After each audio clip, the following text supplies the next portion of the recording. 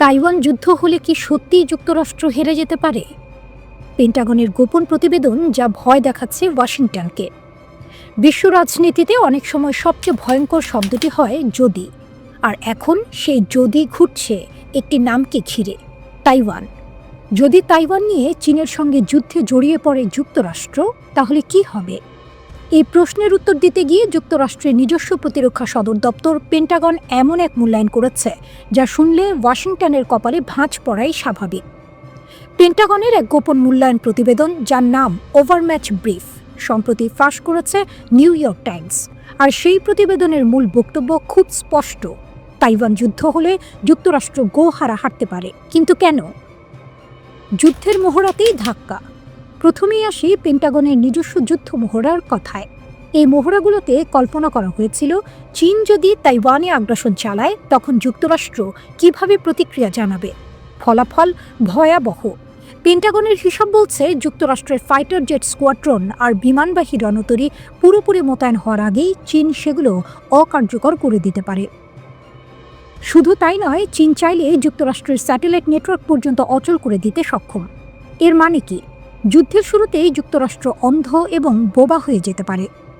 দামি অস্ত্র বনাম সস্তা কিন্তু ভয়ঙ্কর প্রযুক্তি। এই প্রতিবেদনের সবচেয়ে গুরুত্বপূর্ণ অংশ হল অস্ত্রের অর্থনীতি। যুক্তরাষ্ট্র বছরের পর বছর ধরে নির্ভর করেছে অত্যাধুনিক, অত্যন্ত ব্যয়বহুল, সীমিত সংখ্যক অস্ত্রের ওপর।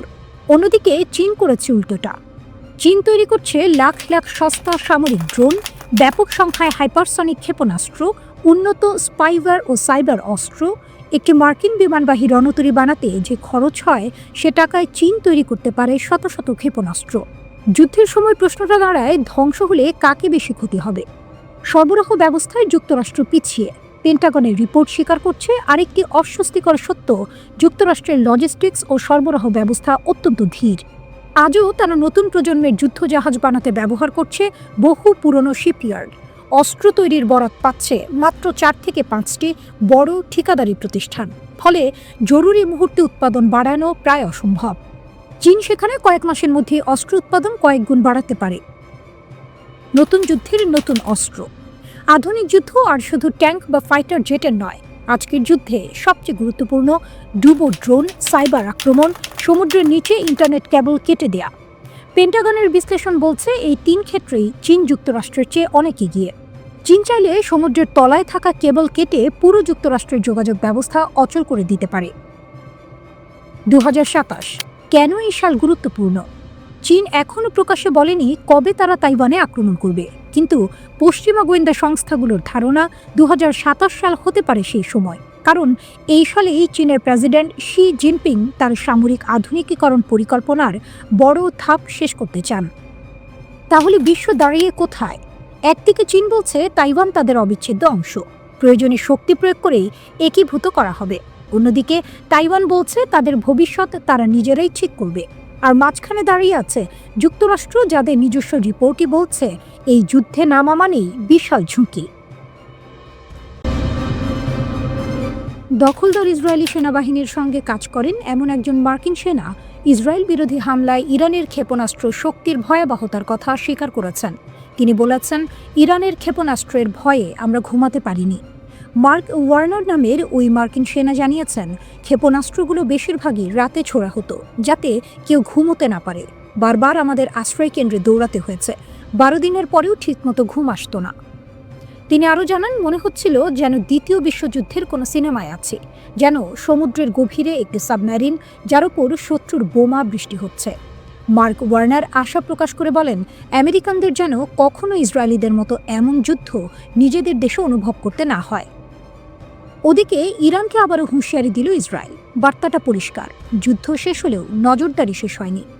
ইসরায়েলের সাবেক জেনারেল আমির আভিভি বলছেন, ইরান যদি আবার মিসাইল, আকাশ প্রতিরক্ষা বা পারমাণবিক স্থাপনা গড়তে চায় তাহলে আবার হামলা হবে। 12 দিনের যুদ্ধ ছিল কেবল শুরু, শেষ নয়। এই যুদ্ধে ইরান বড় ধাক্কা খেয়েছে, কিন্তু ভেঙে পড়েনি। এটাই সবচেয়ে গুরুত্বপূর্ণ কথা। ইরানের শক্তি এখানে। ইসরায়েল ও যুক্তরাষ্ট্র জুনে বড় হামলা চালায়। নাতানজ, ইস্পাহান, ফোর্দো ইরানের গুরুত্বপূর্ণ পারমাণবিক কেন্দ্র। ইসরায়েলের দাবি, মাত্র 2 দিনের মধ্যে তেহরানের আকাশপথ খুলে ফেলা হয়েছে। 130টির বেশি আকাশ প্রতিরক্ষা ব্যবস্থা ছিল, ধ্বংস করা হয়েছে প্রায় 84টি। বড় সাফল্যের দাবি করেছে ইসরায়েল, কিন্তু ইরান এখন চুপচাপ কাজ করছে, এটাই ইসরায়েলের ভয়। জেনারেল আভিভি বলছেন, ইসরায়েল মিনিটে মিনিটে নজর রাখছে। 3টি রেড লাইন টানা হয়েছে। 1, ইরান যদি আবার উন্নত আকাশ প্রতিরক্ষা বসায়। 2, ইরান যদি ব্যালিস্টিক মিসাইল বড় আকারে উৎপাদন শুরু করে। 3, ইরান যদি পারমাণবিক অস্ত্রের পথে হাঁটে। এই 3টির যে কোনো একটি আবার যুদ্ধ ডেকে আনবে। কিন্তু এখানেই প্রশ্ন ওঠে, ইরান কি এত সহজ? ইরান বলছে তাদের পারমাণবিক কর্মসূচি শান্তিপূর্ণ, মিসাইল কর্মসূচি প্রতিরক্ষামূলক, আর বাস্তবতা ইরান এখনও অঞ্চলের সবচেয়ে বড় মিসাইল শক্তিগুলোর একটি। হুথি, হিজবুল্লাহ এগুলো শুধু নাম নয়, এগুলো ইরানের কৌশলগত বাহু। যুদ্ধের সময় ইরান সরাসরি আঘাত হেনেছে, ইসরায়েলে বেসামরিক মানুষ মারা গেছে। এটাই প্রমাণ ইরান কাগুজে বাঘ নয়। ইসরায়েল বিজ্ঞানীদের লক্ষ্য করেছে, কারখানা ধ্বংস করেছে, গোপন বাহিনী IRGC এর শীর্ষ কর্মকর্তাদের হত্যা করেছে। তবুও ইরান টিকে আছে। বেঁচে থাকা বিজ্ঞানীদের নিরাপদ স্থানে সরানো হয়েছে, গবেষণা ছড়িয়ে দেওয়া হয়েছে। এই কাজটাই শক্ত রাষ্ট্র করে। এখন শুরু হয়েছে নতুন অধ্যায়, গোপন হামলা, সাইবার আক্রমণ, গোয়েন্দা তৎপরতা। ইসরায়েল লেবানন ও গাজায় হামলা চালাচ্ছে, আর ইরান বলছে আমরাই জয়ী। পরের বার জবাব আরও কঠিন হবে। ইসরায়েলের জবাবও প্রস্তুত। এইবার সরকার পতনও আলোচনায় আসতে পারে, কিন্তু ইতিহাস বলে ইরান চাপ সহ্য করতে জানে, ভাঙে না, পুনর্গঠন করে। এই দ্বন্দ্ব থামেনি, শুধু রূপ বদলেছে।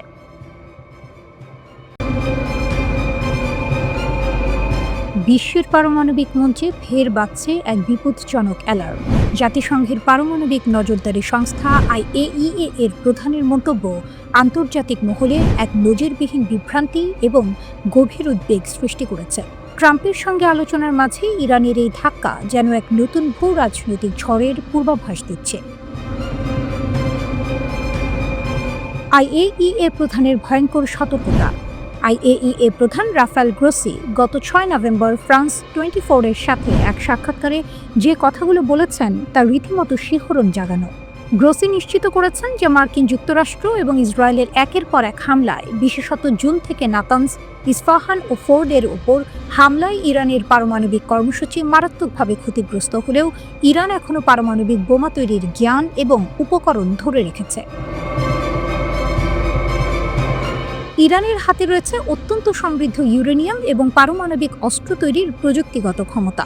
বিশেষজ্ঞরা অনুমান করছেন IAEA প্রধানের ইঙ্গিত অনুযায়ী অস্ত্র তৈরি করতে তেহরানের 1 বছর বা তারও বেশি সময় লাগতে পারে। জুন মাসের 12 দিনের যুদ্ধ এর পর অনেকে ভেবেছিল ইসরায়েল ও মার্কিন যুক্তরাষ্ট্রের কঠোর হামলায় ইরানের পারমাণবিক স্বপ্ন হয়তো শেষ। কিন্তু গ্রোসির বক্তব্য দিচ্ছে এক শক্তিশালী টুইস্ট। হামলার পরেও ইরান পারমাণবিক পদার্থ অন্য কোথাও সরায়নি, বরং তাদের পররাষ্ট্রমন্ত্রী আরাকচি পারমাণবিক কেন্দ্রগুলি পুনর্নির্মাণের ইঙ্গিত দিচ্ছেন।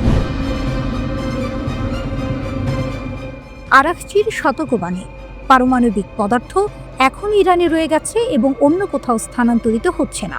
এটি স্পষ্ট ইঙ্গিত দিচ্ছে নিষেধাজ্ঞা এবং সামরিক চাপেও ইরান নিজেদের শক্তি ও সার্বভৌমত্বের প্রশ্নে অনড়। তারা আলোচনায় বসতে রাজি, তবে ক্ষেপণাস্ত্র কর্মসূচি নিয়ে সীমাবদ্ধতা মানতে নারাজ। মোসাদ এজেন্ট বনাম আন্তর্জাতিক নজরদারি। জুনে IAEA এর রিপোর্টে ঘোষণা করা হয়েছিল যে ইরান অপ্রসারণ বাধ্যবাধকতা লঙ্ঘন করেছে এবং অবিষয়বস্তুহীন পারমাণবিক পদার্থের উপস্থিতি ব্যাখ্যা করতে ব্যর্থ হয়েছে। এই রিপোর্টের পরেই ইসরায়েল ও মার্কিন যুক্তরাষ্ট্র হামলা চালায়। এই ঘটনার পর ইরানের সরকারি কর্মকর্তা ও গণমাধ্যমগুলি গ্রোসিকে মোসাদের এজেন্ট বলে অভিহিত করে তার মৃত্যুদণ্ড দাবি করে। এটি আন্তর্জাতিক সম্পর্কের এক চরম উত্তেজনাপূর্ণ চিত্র তুলে ধরে। সেপ্টেম্বরে ইরানের কিছু কর্মকর্তা তেহরানের কাছে একটি পারমাণবিক বোমা তৈরি শুরু করার জন্য প্রকাশ্যে অনুরোধ জানায়। ইসরায়েলি হামলায় ক্ষতিগ্রস্ত পারমাণবিক স্থাপনাগুলো পুনর্গঠনের ঘোষণা দিয়েছে ইরান। ইরানের পারমাণবিক শক্তি সংস্থা পরিদর্শনের সময় দেশটির প্রেসিডেন্ট মাসুদ পেজিশকিয়ান জানান, এসব স্থাপনা আগের চেয়েও বেশি শক্তিশালীভাবে পুনর্নির্মাণ করা হবে। তিনি আরও বলেন, ইরানের কখনোই পারমাণবিক অস্ত্র অর্জনের ইচ্ছা ছিল না, এখনও নেই। প্রেসিডেন্ট পারমাণবিক স্থাপনাগুলোর সর্বশেষ অবস্থা সম্পর্কে ব্রিফিং গ্রহণ করেন। তিনি সতর্ক করে বলেন, কোনো স্থাপনা ধ্বংস হলেও ইরান পিছু হটবে না, কারণ ইরানি বিজ্ঞানীরা প্রয়োজনীয় সকল জ্ঞান ও দক্ষতা অর্জন করে রেখেছেন। অন্যদিকে দেশটির সরকারি মুখপাত্র ফাতেমে মোহজারানি জানান, ইরান তার পারমাণবিক কর্মসূচি নিয়ে আলোচনার পুনরায় শুরু করার একটি বার্তা পেয়েছে। তবে তিনি বার্তাটির উৎস সম্পর্কে কিছু জানাননি। ইরান ও ইসরায়েলে সমানতালে যুদ্ধের প্রস্তুতি। আজ আমরা এমন এক সংঘাতের দিকে তাকাচ্ছি যেটা শুধু দুই দেশের নয়, এর ঢেউ ছড়িয়ে পড়তে পারে পুরো মধ্যপ্রাচ্যে, এমনকি বিশ্ব রাজনীতিতেও। ইরান ও ইসরায়েল এক বনে দুই বাঘ, দুপক্ষই প্রস্তুত, দুপক্ষই সতর্ক। ইসরায়েলের সাম্প্রতিক তৎপরতা বলছে তারা যুদ্ধের জন্য মানসিকভাবে তৈরি। দেশটির সংসদের গোপন বৈঠকে আইডিএফ এর শীর্ষ কর্মকর্তারা স্পষ্ট বার্তা দিয়েছেন, ইরানের সঙ্গে নতুন যুদ্ধ হতে পারে, এটা আকাশকুসুম নয়। ইসরায়েলের দাবি কি? তাদের মতে ইরান ব্যালিস্টিক ক্ষেপণাস্ত্রের উৎপাদন বাড়িয়েছে, পুরো শক্তি নতুন করে সাজাচ্ছে, আগের মতোই একসঙ্গে শত শত ক্ষেপণাস্ত্র ছোড়ার ক্ষমতা রাখে। কিন্তু এখানেই প্রশ্ন, ইরান কি শুধু আগের জায়গায় আছে নাকি আরও এগিয়েছে? বিশেষজ্ঞদের মতে ইরান এখন আগুনে ঘি ঢালা অবস্থায় নেই, বরং ঠান্ডা মাথায় প্রস্তুতি নিচ্ছে। দিনে 24 ঘন্টা ক্ষেপণাস্ত্র কারখানা চালু। এটা অন্ধকারে ঢিল মারা নয়, এটা পরিকল্পিত শক্তি প্রদর্শন।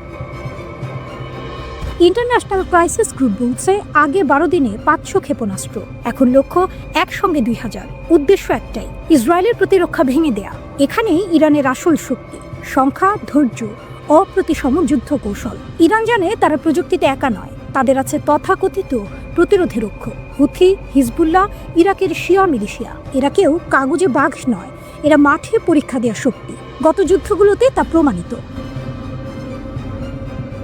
ইসরায়েল মনে করে ইরানের পারমাণবিক কর্মসূচি তাদের অস্তিত্বের হুমকি, তাই তাদের চোখ এখন নাতানজের দক্ষিণে পিক এক্স মাউন্টেন, একটি গভীর ভূগর্ভস্থ স্থাপনা। সেখানে আইএই এর চোখও ঢোকে না। এই জায়গাটাই ইসরায়েলের ঘুম হারাম করছে। তাদের ভয় ইরান গোপনে ইউরেনিয়াম সমৃদ্ধ করছে। কিন্তু ইরানের বক্তব্য আলাদা। প্রেসিডেন্ট মাসুদ পেজেশকিয়ান স্পষ্ট বলেছেন, ইরান শান্তি চায় কিন্তু মাথা নত করবে না, পারমাণবিক ও ক্ষেপণাস্ত্র কর্মসূচি ছাড়বে না। তার ভাষায় এগুলো জাতীয় সার্বভৌমত্বের অক্ষয় ভাণ্ডার। এখানে আপোষ মানে নিজের পায়ে কুড়াল মারা। এখন প্রশ্ন আসে যুক্তরাষ্ট্রের। যুক্তরাষ্ট্র কি যুদ্ধে নামবে? ডোনাল্ড ট্রাম্প স্বীকার করেছেন, জুনে ইরানে ইসরায়েলি হামলায় যুক্তরাষ্ট্র যুক্ত ছিল। এটা এতদিন অন্ধি সন্ধির মতো ছিল, এখন প্রকাশ্যে। কিন্তু বিশ্লেষকরা বলছেন ট্রাম্প নতুন যুদ্ধ চান না। দেশের ভেতরে চাপ, অর্থনৈতিক সমস্যা, আরেকটি যুদ্ধ মানে অকুল পাথার। কিন্তু ইসরায়েল বিষয়টা কি দেখে সুযোগ হিসেবে। তাদের লক্ষ্য একটাই, এই সুযোগে ইরানের শক্তি ভেঙে দেয়া। ইরান সেটা জানে, তাই তারা আশ্বাসে বিশ্বাস করে না। তাদের মতে ইসরায়েল হামলা করলে যুক্তরাষ্ট্রকে টেনে আনতে চাইবে। এখন পরিস্থিতি কি? দুপক্ষই অথই জলে দাঁড়িয়ে, এক ধাক্কা মানেই বড় যুদ্ধ। ইরানের বার্তা খুব পরিষ্কার, তারা ধ্বংসের ভয় পায় না। সর্বাত্মক যুদ্ধ হলে ইসরায়েলকে ডুবিয়ে দিবে। এটা হুমকি নয়, এটা ধনুক ভাঙা পণ। এই সংঘাত এখন সময়ের অপেক্ষা। এক মাঘে শীত যায় না, উত্তেজনা কমবে না। প্রশ্ন একটাই, যুদ্ধ কবে আর তার মূল্য কে দেবে?